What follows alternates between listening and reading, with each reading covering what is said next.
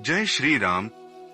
मित्रों, आज की कथा में हम यह जानेंगे कि कौन से श्राप या कर्मों के कारण स्त्री समय से पहले विधवा हो जाती है। इसके साथ ही हम उन कार्यों पर भी चर्चा करेंगे जिन्हें पतिव्रता स्त्रियों को अपने जीवन में कभी नहीं करना चाहिए। इन गलतियों से बचकर वे अपने वैवाहिक जीवन को खुशहाल बना सकती हैं। कथा प्रारंभ करते हैं। एक बार की बात है जब भगवान श्री राम अपने वनवास के दौरान कुटिया में विश्राम कर रहे थे। उसी समय माता सीता ने भगवान से एक जिज्ञासा प्रकट की। उन्होंने पूछा, हे स्वामी, ऐसी कौन सी वजह है जिसके कारण कोई स्त्री समय से पहले विधवा हो जाती है। भगवान श्री राम ने माता सीता के प्रश्न पर आश्चर्य व्यक्त करते हुए कहा, हे देवी, अचानक तुम्हारे मन में यह प्रश्न क्यों आया। माता सीता ने उत्तर दिया, हे प्रभु, आज जब मैं वन में फूल तोड़ने गई थी तो मैंने कुछ स्त्रियों को देखा। वे सभी एक ही उम्र की प्रतीत हो रही थीं, परंतु उनमें से एक स्त्री विधवा थी और अत्यंत दुखी जीवन जी रही थी। यह देखकर मेरे मन में अनेक प्रश्न उठे। कृपया मुझे यह बताएं कि ऐसा क्यों होता है।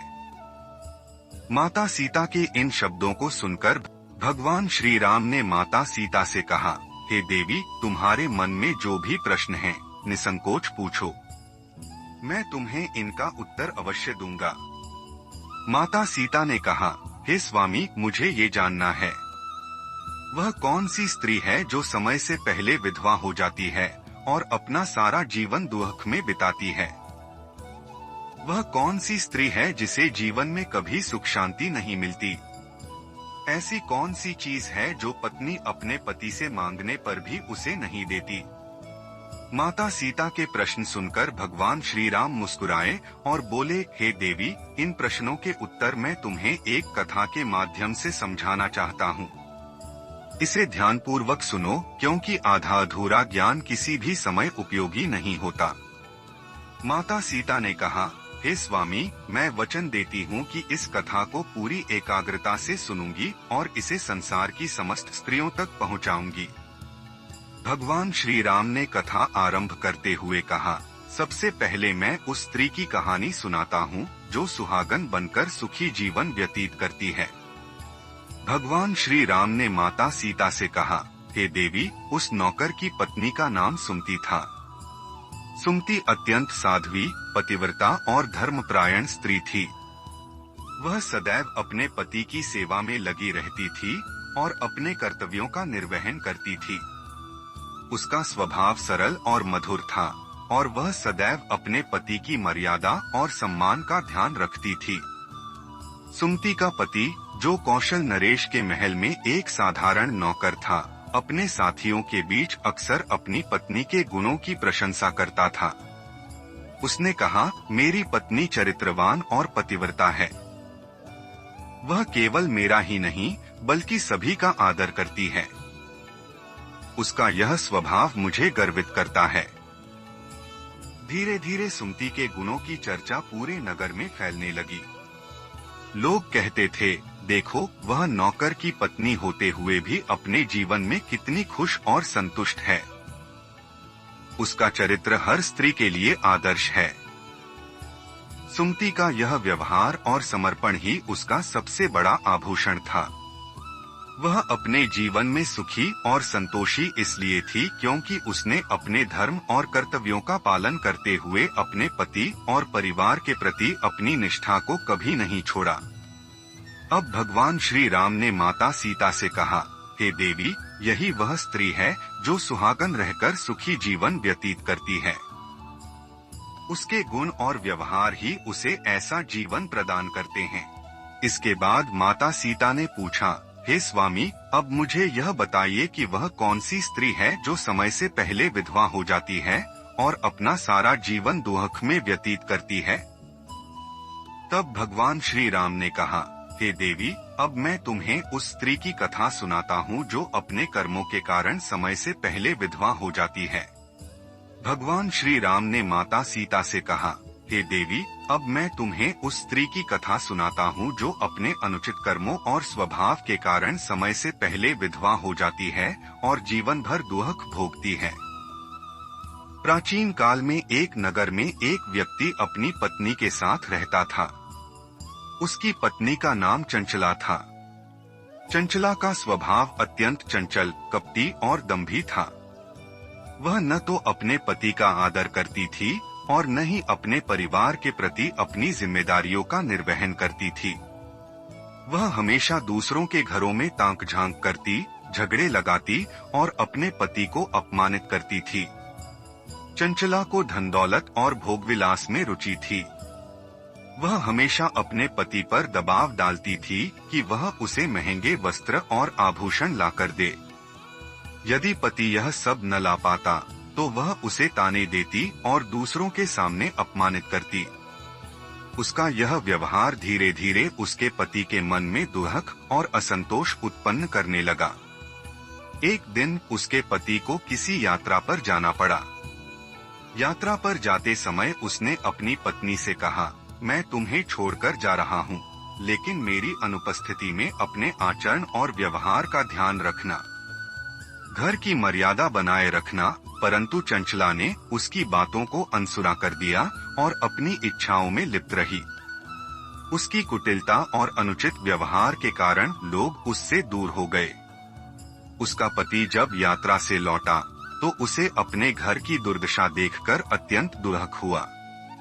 उसने महसूस किया कि उसकी पत्नी के कारण न केवल उसकी प्रतिष्ठा समाप्त हो गई है, बल्कि उसका मन भी अशांत हो गया है। उसके अनुचित कर्मों और व्यवहार का परिणाम यह हुआ कि कुछ समय बाद उसका पति एक दुर्घटना का शिकार हो गया और उसकी मृत्यु हो गई। चंचला समय से पहले विधवा हो गई। उसका पूरा जीवन दुख और पछतावे में बीतने लगा। उसने सोचा, यदि मैंने अपने पति का सम्मान किया होता और अपने कर्तव्यों का पालन किया होता तो आज यह दिन न देखना पड़ता। तब भगवान श्री राम ने कहा, हे देवी, जो स्त्री अपने पति का अनादर करती है, उसके साथ छल करती है और अपने कर्तव्यों से विमुख होती है, वह अपने अनुचित कर्मों के कारण समय से पहले विधवा हो जाती है और सारा जीवन दुख में बिताती है। इसके बाद माता सीता ने कहा, हे स्वामी, अब मुझे यह बताइए कि वह कौन सी वस्तु है जिसे पत्नी पति से मांगने पर भी नहीं देती। तब भगवान श्री राम ने कहा, हे देवी, अब मैं तुम्हें इसका उत्तर भी एक कथा के माध्यम से दूंगा। भगवान श्री राम ने माता सीता से कहा, हे देवी, अब मैं तुम्हें उस प्रश्न का उत्तर देता हूँ कि वह कौन सी वस्तु है जिसे पत्नी पति से मांगने पर भी नहीं देती। इस प्रश्न का उत्तर एक कथा के माध्यम से समझो। बहुत समय पहले एक राजा था जिसका नाम धर्मसेन था। उसकी प्रजा सुखी और समृद्ध थी क्योंकि वह न्यायप्रिय और धर्मपरायण राजा था। राजा की पत्नी रानी सौम्या अत्यंत समझदार और धर्म का पालन करने वाली थी। दोनों का आपसी प्रेम और सम्मान देखकर पूरी प्रजा उनकी सराहना करती थी। एक दिन राजा ने अपनी रानी से कहा, हे प्रिय, तुम्हारी सुंदरता और गुणों की जितनी प्रशंसा करूं उतनी कम है। परंतु मुझे एक बात बताओ, यदि मैं तुमसे तुम्हारी पवित्रता, तुम्हारा चरित्र या तुम्हारी निष्ठा मांगूं, तो क्या तुम इसे मुझे दान कर सकोगी? रानी सौम्या मुस्कुराई और उत्तर दिया, हे स्वामी, मैं आपके लिए अपने प्राण तक न्योछावर कर सकती हूँ, लेकिन मेरी पवित्रता, मेरा चरित्र और मेरी निष्ठा, ये तीनों मेरे जीवन के मूल हैं। इन्हें मैं किसी को नहीं दे सकती, यहाँ तक कि आपको भी नहीं। राजा ने कहा, यह क्यों?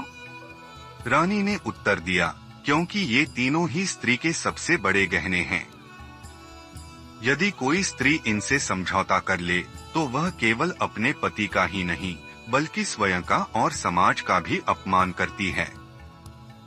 मेरी पवित्रता, मेरा चरित्र और मेरी निष्ठा केवल मेरे स्वयं के नियंत्रण में है। इन्हें मांगने का अर्थ यह है कि आप मुझे मेरी आत्मा से वंचित कर रहे हैं। राजा ने उसकी बात सुनकर कहा, हे प्रिय, तुम्हारा उत्तर सत्य और धर्मपूर्ण है। यही कारण है कि तुम मेरी रानी होने के योग्य हो। यह बात हर स्त्री को समझनी चाहिए कि उसकी पवित्रता और चरित्र ही उसका सच्चा आभूषण है। इसे किसी भी स्थिति में त्यागना उचित नहीं। तब भगवान श्री राम ने कहा, हे देवी सीता, यही वह वस्तु है जिसे कोई पत्नी अपने पति को भी मांगने पर नहीं देती, अपनी पवित्रता, चरित्र और निष्ठा। ये स्त्री के जीवन का आधार हैं और इन्हें वह किसी भी परिस्थिति में छोड़ नहीं सकती। माता सीता ने भगवान श्री राम से कहा, हे स्वामी, अब मेरे तीनों प्रश्नों के उत्तर स्पष्ट हो गए। आपने इन कथाओं के माध्यम से स्त्रियों के जीवन के महत्वपूर्ण पहलुओं को बहुत सुंदरता से समझाया है। मैं वचन देती हूँ कि इन शिक्षाओं को हर स्त्री तक पहुँचाऊंगी। भगवान श्री राम ने मुस्कुराते हुए कहा, हे सीते, यदि हर स्त्री इन शिक्षाओं को समझकर अपने जीवन में अपनाएगी तो संसार में शांति और समृद्धि बनी रहेगी। इस प्रकार भगवान श्री राम ने माता सीता के प्रश्नों का उत्तर देकर धर्म और कर्तव्य का पाठ पढ़ाया।